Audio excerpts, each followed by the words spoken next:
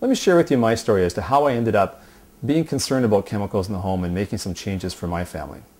So first of all, about 5 years ago, I was a typical mainstream consumer. You know, you go down to the grocery store, you buy whatever's on the shelf, and basically based on marketing or advertising, those are the decisions that I made. Never gave a concern about ingredients, what was in it, how it could be affecting me or my family.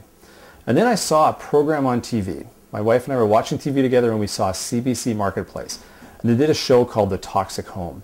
And it was an eye-opener for us. I mean, they went through a home with an indoor air quality meter and measured the level of chemicals in the house. And the typical home, you know, normally reads about 50 parts per billion. I'm watching this show thinking, well, that's not bad. That's not very much. But then they came and they took some wipes, you know, those chemical wipes you use, and they wiped down a high chair. Came back in the room, and the levels were 1,200 parts per billion, not 50 parts per billion anymore. And I went to my wife and I said, wow, that's incredible.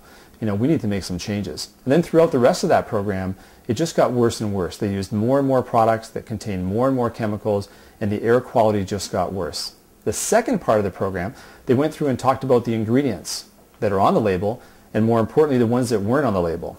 And again, as I'm listening to this, I'm thinking, wow, as a parent, I really should know this stuff.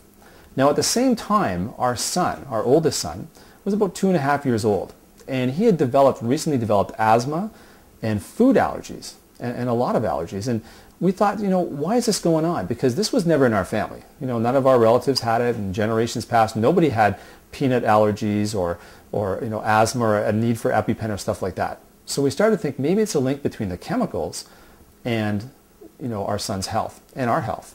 So we went on a bit of a mission. We wanted to find out what was in our home. So we went out on the internet and we did research for weeks, and we got the material safety data sheets, or the ingredients lists, for basically every single consumable product in our home. I'm talking the cleaners, the laundry, the personal care, toothpaste, mouthwash, cosmetics, you name it, we got the ingredients list. In our house, we had over 3,000 chemicals. More than 300 were carcinogenic, more than 100 were neurotoxic, and that's the environment that we were bringing up a family in. So what we wanted to do was detoxify our home. And the first step for us to do with that was to find safer brands, and we did that. But what do you do with all the chemicals once you're going to want to get rid of them?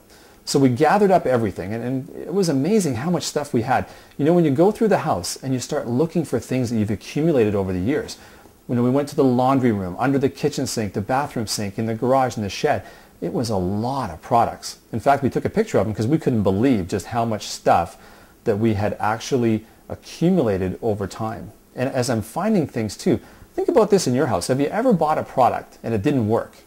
What did you do with it? I know for me, it just ended up under the kitchen sink for the rest of time. And as I'm pulling out these old products that I've never used, I'm seeing that, you know, they're rusted and they're off-gassing, and there's a ring that's burned into the wood underneath the products. I mean, these are the kind of things that were going on.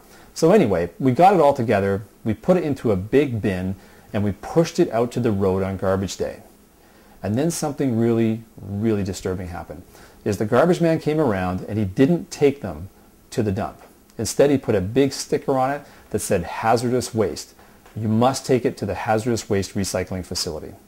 Now that's a message that came through loud and clear. If they don't want these products in the landfill, I don't want these products in my house.